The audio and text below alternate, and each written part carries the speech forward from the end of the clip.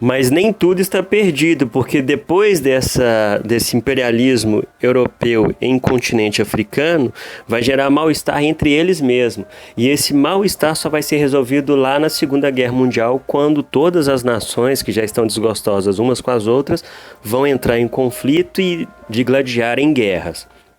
Pois bem, o que isso é benéfico para a Europa? Para a Europa, não. O que isso é benéfico para a África? O professor está ficando doidão já. Para a África é o seguinte, porque como agora o europeu está lá preocupado com a guerra, dá tempo dos africanos se organizarem e aquelas nações ou futuras nações ou aquelas unidades territoriais que conseguirem se organizar vão conseguir romper os laços de dominação com o continente europeu. Exemplo disso é que África, Egito, Líbia e Sudão vão conseguir se tornar independentes antes da guerra terminar. As outras nações, se você for um aluno estudioso e observar na página 29 do seu livro, você vai perceber que a grande maioria só vai se tornar independente depois de 1960.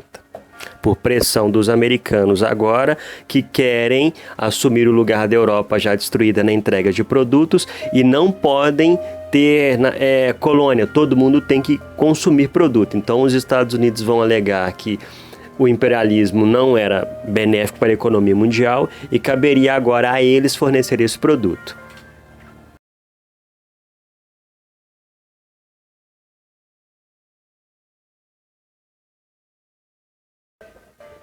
Quando o europeu sai do continente africano, ele deixa a terra praticamente dizimada. Dizimada por quê? Porque as guerras locais vão fazer com que o nível de pobreza aumente. O PIB do continente é baixíssimo, as pessoas passam a sobreviver como se fosse, atualizando para você nos dias de hoje, considerando a cotação do dólar a R$5, é como se cada cidadão africano conseguisse sobreviver por dia com R$9. E esse dinheiro teria que dar para as necessidades básicas dele. Café da manhã, almoço, café da tarde, janta, sem contar moradia e transporte. Só que o interessante é que isso é quando a guerra termina. Mas tem boa notícia chegando para o povo da África. E a boa notícia é que lá na nossa aula, em sala ainda, eu te mostrei que o continente africano ele tem duas regionalizações possíveis. Né? Você lembra disso? Você é um menino esperto e uma menina também estudiosa. Você lembra disso? Mas eu vou refrescar sua memória. Nós temos a África subsaariana e a África do Norte. A África do Norte é aquela que foi islamizada, né? O islamismo entra e cria relações culturais com a África do Norte. Então ela é muito parecida com o Oriente Médio e a cultura também. Então, em termos de religião, África do Norte, islamismo. E tem a parte abaixo do deserto do Saara, que é o meio da África, aí, você lembra disso? Nós explicamos isso em sala. Que é a parte que recebeu o cristianismo. Agora eu quero te mostrar que as coisas para Deus, elas são assim misteriosas e Deus confunde os sábios. Nessa imagem que está na sua tela, perceba que as nações que tiveram maior crescimento econômico, você tem nações dentro da África subsaariana, que era de religião cristã, mas você também tem nações que cresceram no norte da África, mesmo sendo islâmicas. Mas você tem que ter em mente o seguinte, essas nações só crescem porque têm contato com nações cristãs. Em relação a comércio, eles fazem comércio com nações cristãs. Porque quando o europeu sai do continente africano, ele deixa no poder pessoas que vão continuar mantendo as relações comerciais com a ex-metrópole.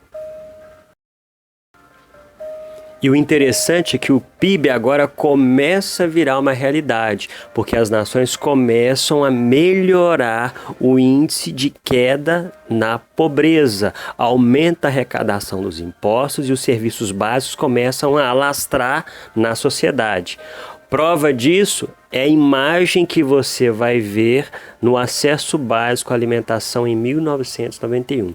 Querido, preste atenção, esse mapa também tem no seu livro, só que o do seu livro está correto. O meu, agora que eu estou preparando a aula, que eu percebi que tem um errinho nele. Aonde está o errinho, professor?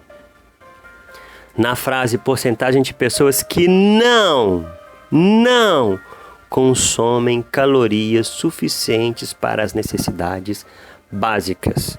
Aí sim, quando você coloca esse não na frente do verbo consumir, você entende o mapa. O que acontece? Em 1991, tinha-se um número muito grande de pessoas famintas no continente.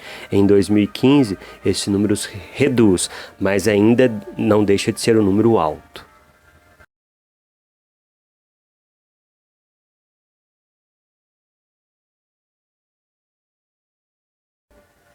E o interessante é que agora esse crescimento no PIB também vai refletir aonde, meu queridão e minha queridona? Nas liberdades coletivas, ou seja, no jeito e nos regimes políticos de cada nação. Perceba que lá em 85, o que dominava todo o continente africano era o quê? Autocracia. Você há de se lembrar que a autocracia é o que mesmo? É quando você tem um governo todo centrado na mão de uma pessoa, normalmente monarquia ou autoritarismo. Uma informação que eu pesquisei e gostei de ver é que a escolaridade média da população também aumenta. E isso é muito legal de ver porque a educação é libertação. Se você se educar, se você se escolarizar, não há ninguém que te domine. Porque você passa a ter conhecimento das coisas. Mas a sabedoria maior mesmo é aquela que você pede para nosso Senhor Jesus, né? A sabedoria vem do alto. Eu te dou o conhecimento. Agora, como você transforma esse conhecimento em sabedoria, é só pedindo para o Papai do Céu. E aqui o interessante, voltando para a aula, né? O interessante é que em 1950, pouquíssimo número de alunos acima de 15 anos se mantinham na escola. Observa aí que era no máximo 2 anos. Significa o que isso, queridão? Que o cara no máximo chegava à conclusão para nós do ensino fundamental. E já em 2010, você vai ver lá que as nações que conseguem ficar, por exemplo, de 8 a 10 anos, significa o quê? Que o cara concluiu o 9º ano, os 3 do ensino médio, os 4 anos da faculdade, ou dependendo da faculdade, 6 anos. Então, quais são as nações que conseguem fazer isso? Você vai ver que são essas nações com azul mais escura, onde nós temos aí África do Sul, Botsuana, e lá em cima eu tenho Gabão. Com isso, meu jovem Padawan, para quem não sabe, Padawan é aprendiz de Jedi. Então, para você, jovem Padawan, nós chegamos ao final do conteúdo do capítulo... nós chegamos ao final do conteúdo da África, que se encerra na página 34.